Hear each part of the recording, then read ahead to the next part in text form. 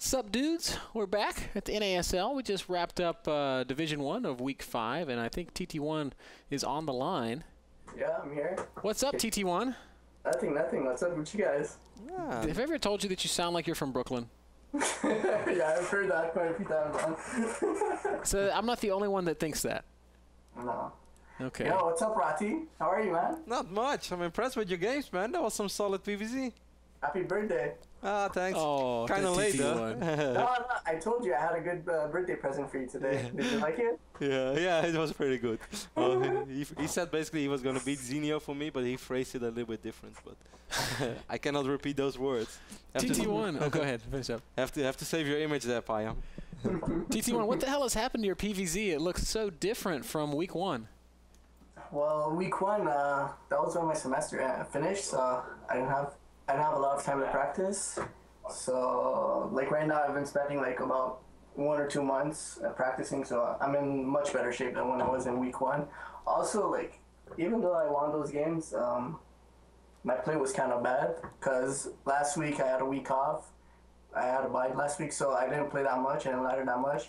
And I hit rank 1 on Grandmasters, and then I was like, okay, you know, I have a week off, so you know I'm just gonna take it easy. I'm just gonna like use up my bonus pool points and keep my rank 1.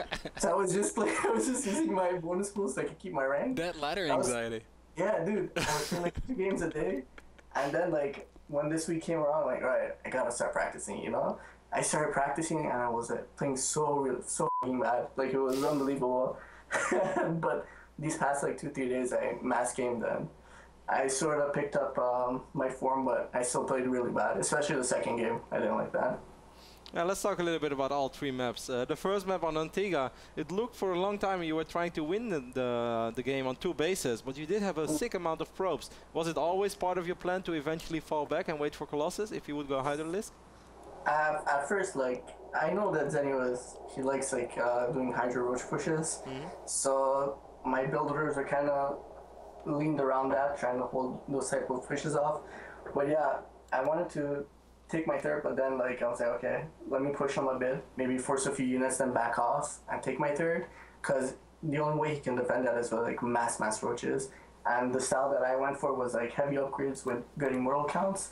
But then when I saw he had Hydras, I'm like, oh shit, okay, I have to go to robotics. So I delayed my my third base a bit. I held the push off, and then I had a really big upgrade advantage. When I held the push off, I took my third base, and that was basically it. And do you want to go into the second game? Yeah. Before we do, I just want to ask just one more thing about Antigua, because you were so patient. Like I swear I thought you were going to overextend and lose that army, but it seems like at the perfect moment you drop back, you drop good defensive force fields, and you're able to kind of retreat and fight all the way back to your third base. Like at what point did you say to yourself, I'm not going to pursue this push, I'm going to back off? Well, I caught a glimpse of his Hydra count, and it was pretty big.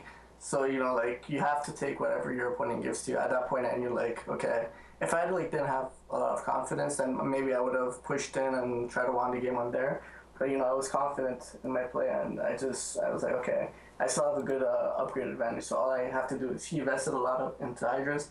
So I was like, all I have to do is defend his push, because of course when Zerg has that many Hydras, they want to attack. Yeah. Unless you're Hydra and you just want to like sit on 200 for like 15 minutes off of Hydras. But yeah, so I knew TT1, so be him. So I knew that he was gonna push eventually, and I just held that off, and yeah, that was the game basically. Yeah, it was an interesting game, and I think people enjoyed it. I definitely enjoyed it. And let's talk a little bit about Daybreak, not too long of course, because it's the only map that you lost. Did you feel that perhaps those force fields when he went for the big attack were not as good as you dropped them on Antigua, for instance, when a couple of those roaches squeezed through as well?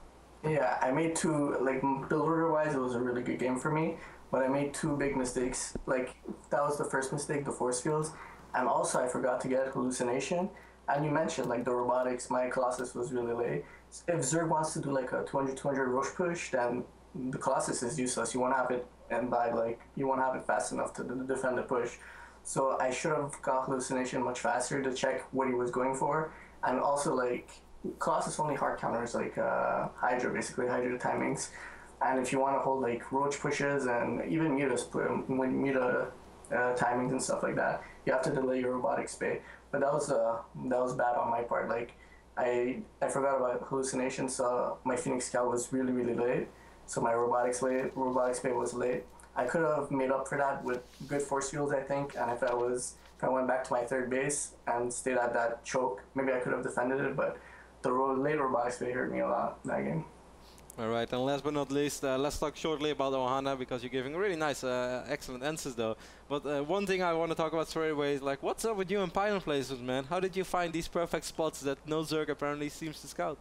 No, but the one like the one on Antigua and Ohana were pretty standard slots. The one in Daybreak was kind of unstandard. I think like most protesters proxy it over there, but I don't know. Yeah. But Dude, I feel if you go back and watch those replays, you'll see that every pylon you planted was like 1 pixel outside of Zenio's sight range. Yeah, I know. Yeah, Sick. fortunate. Yeah, that was really fortunate for me. And when he didn't see that, like I took out his also the first 2 games. In the third game, like he scouted my 4 game. That's why I always let him see my gateways, because I was like maybe I could mind game him in the third game. Both the first 2 games he saw my 4 gates, but I didn't pressure him. And then the third game I'm like, okay, I'm gonna pressure him a bit. Let me see if he's gonna like take a shortcut or something. And he did take a shortcut. He didn't roach up, so I punished him for that.